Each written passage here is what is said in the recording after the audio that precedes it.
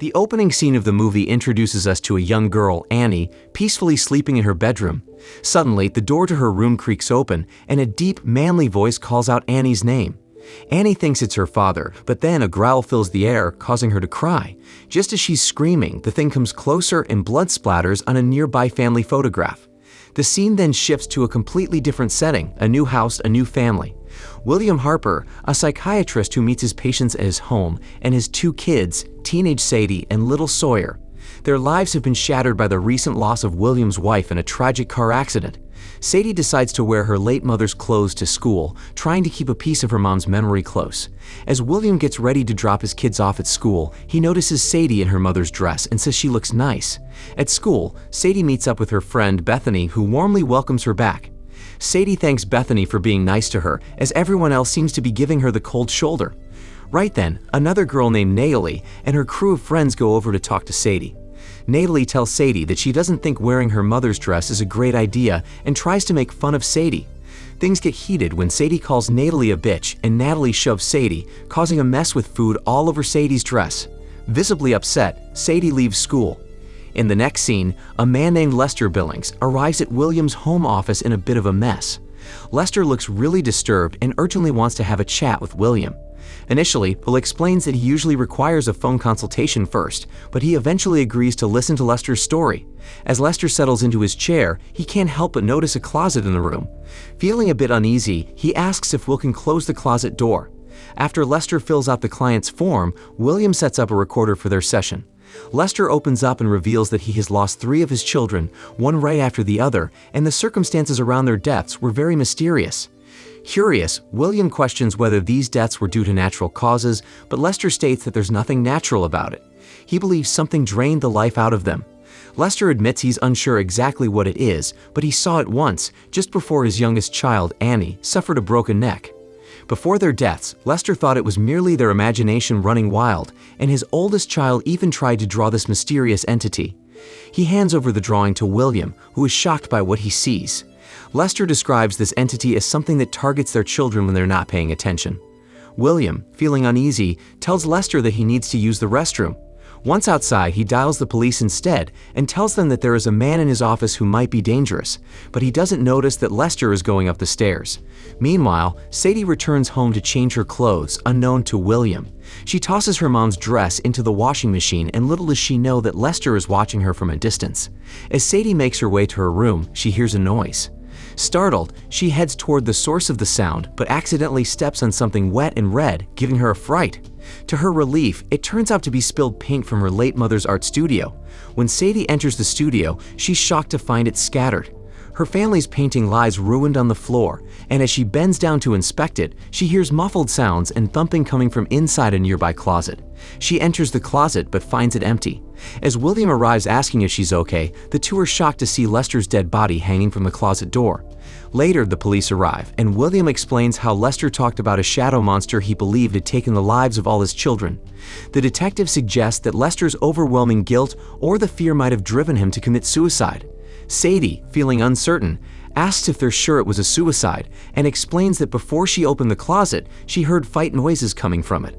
The detective points out that a grown man hanging himself in a closet would naturally make quite a noise. When it's time for Sawyer to turn in for the night, she always makes sure there's no monster lurking by having her dad check under her bed and in her closet.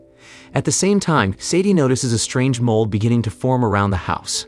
Later that night, as Sawyer attempts to sleep, the closet door slams open forcefully, and she sees something dash under the bed. When Sawyer checks under her bed, she sees a figure growling at her, causing her to fall out of bed in fear. Scared, Sawyer rushes into Sadie's room and tells her there's something in her room. Sadie dismisses it as a nightmare, and upon inspecting Sawyer, she finds that her younger sister is bleeding from a loose tooth. Determined to help, Sadie assists in pulling out the tooth. She tells Sawyer she'll count to 3 before slamming the door, but strangely, the door shuts on its own after just 2 counts, causing the tooth to pop out. This leaves Sadie shocked as she didn't push the door, and she hugs her sister, who is in tears. She settles Sawyer in bed, singing a lullaby to help her sleep peacefully.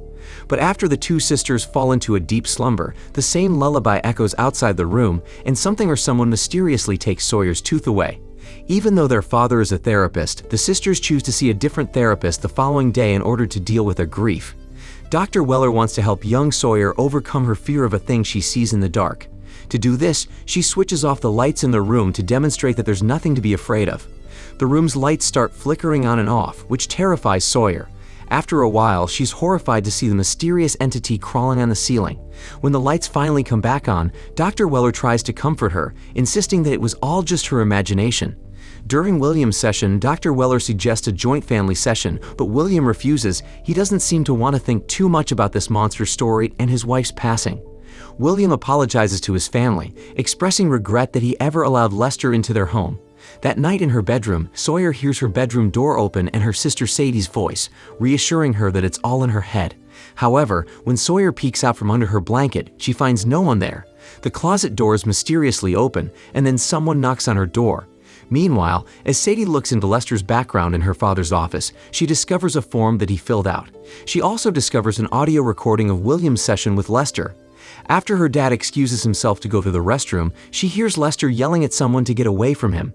Sadie then finds Lester's notepad hidden beneath the sofa and learns from the recording that Lester's child drew the thing she saw in the notepad, but it has been torn out. Seeing that the pressure from the pencil sketching is still there, Sadie attempts to redo the sketch and encounters the frightening creature with long limbs.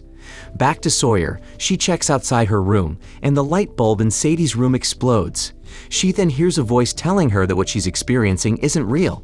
As Sawyer tries to find her way through the darkness, she suddenly hears a voice singing a lullaby, just like Sadie's voice, but in a darker tone. She then rolls her night light down the hallway to the dark area, but the night light rolls back to her, broken, and the monster appears behind her. In the kitchen, Sadie catches a glimpse of a figure hiding in the darkness, but when she opens the fridge door, the figure disappears. Sawyer then enters the kitchen and accuses Sadie of trying to scare her, but when she sees the sketch on the notepad, she becomes frightened and says it's the dark thing she has been seeing. The following day at school, Sadie asks her friend Bethany for a ride to Lester's home. However, when they arrive, the place appears abandoned with trash scattered everywhere. Sadie decides to enter the house but finds no one inside. Since she is eager to find out about this mysterious thing, she leaves her contact number on the fridge in case someone returns. As she heads back, she notices a flickering light in the house, and so she goes to investigate. Here she discovers that the walls are covered with strange, plant-like roots. It's the same thing she saw in her house earlier.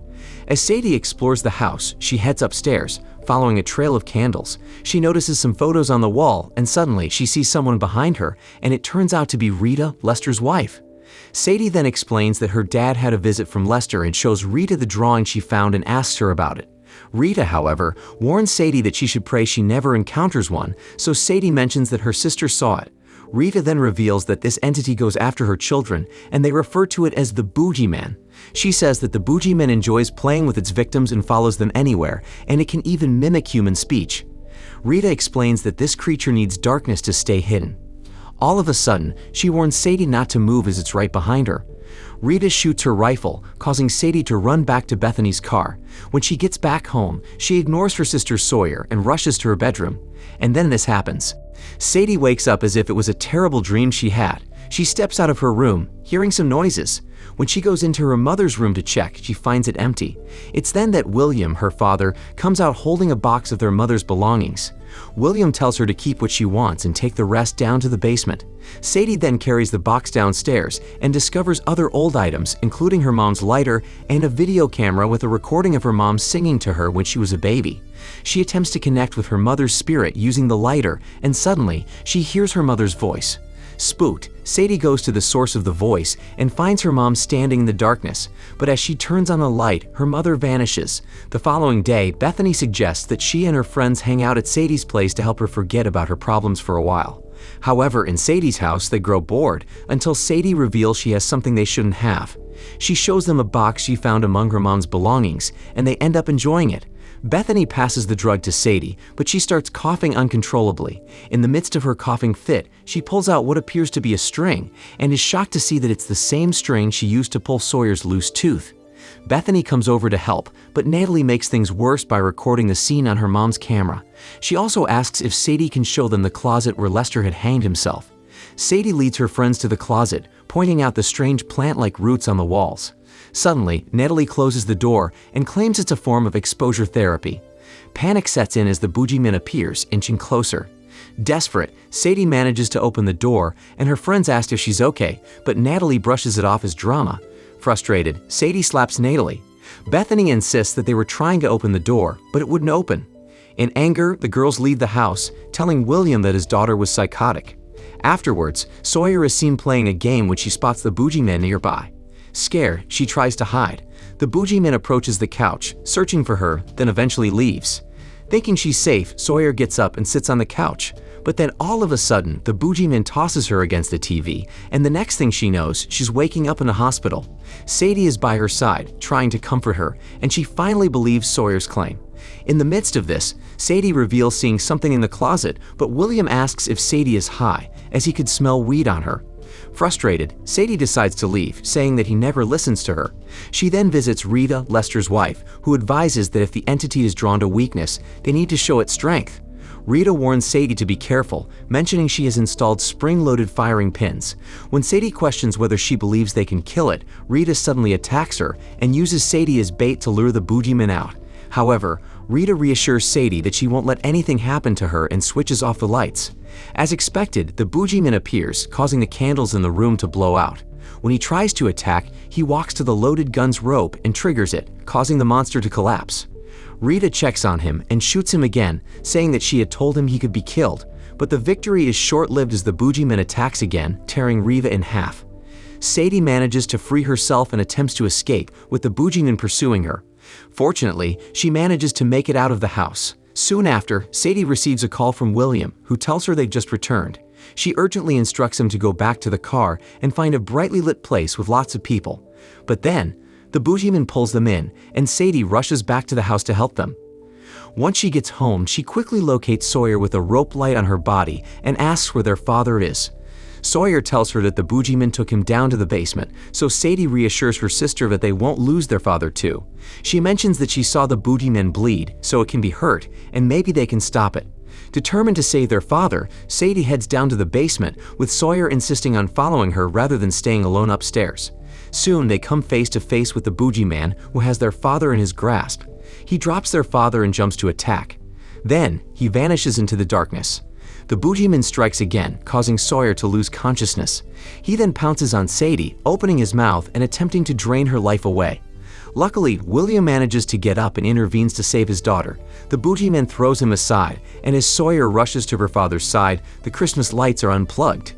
In a desperate move, William hands Sawyer her mother's lighter, and as they try to escape, the Boogeyman reappears in front of them. Just as he lunges at them, Sawyer uses hairspray to stop the creature, causing it to retreat. In a final attempt to defeat the Boogeyman, Sadie tries to burn it with fire. However, the hairspray runs out. Thinking fast, Sawyer soaks the Boogeyman with lighter fluid, and Sadie throws her lighter at him. As a result, the Boogeyman catches fire and is consumed in flames. The Boogeyman turns to ashes, while the family escapes the burning home.